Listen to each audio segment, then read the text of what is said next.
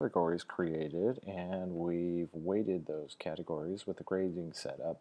We need to start with assignments. Okay, so easy enough. Come up to the assignments tab, which is the big blue notebook. Click on that and you'll see this screen. Okay, a couple things to check just to make sure you're in the right semester, right class, okay, and again the right reporting term. Just make sure you check those things before you start your work, as it's you can't go back. Okay, all right, so we need a new assignment. Come down to the plus sign, plus, and we get this box. Okay, in here what we're going to do is we're going to actually name and create the assignment that kids are going to see, kids and parents are going to see immediately. Okay, so for this one it's the first day information. Okay, we're just going to get some information from the kids. Abbreviation, you have to have an abbreviation. It populates for you. It's up to you if you want to leave that. What I will say is when you look at your grade book and you have all your assignments in there, it's much easier to see because it only puts the abbreviation in there, all right? Okay. So then the next step is to get your categories set. And remember, we already set our categories. We already weighted our categories. This is going to be just a predictive skill.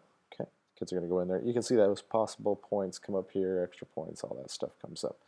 The weight, it needs to weigh 1% for me. That may be different for you. Remember now, that weight is the weight of this specific assignment. This is not the weight of the category. The category weight will not change in this field. All right, okay. We have our date due. That populates with the current date, or a week from the date, okay? And then I want to make sure this thing is included in the final grade. Now again, here we've got our description.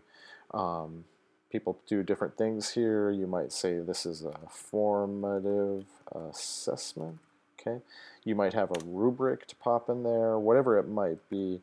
You put in your link, that kind of thing, and people will have a link to that, which is really nice when they're looking at their grades. So your parents or your students can look at that rubric right out, and it brings it up for them. It's a very nice feature.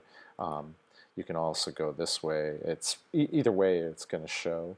You would just populate. Whoop, you just populate that and set it up. Okay.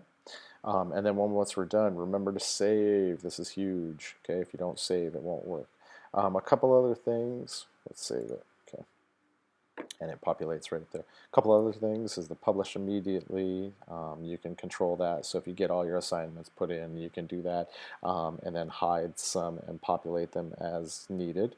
And then standards. We currently don't have standards tied to PowerSchool, but you should all be aware of your standards. If not, speak to your department lead. They should be able to help you out with that. Okay.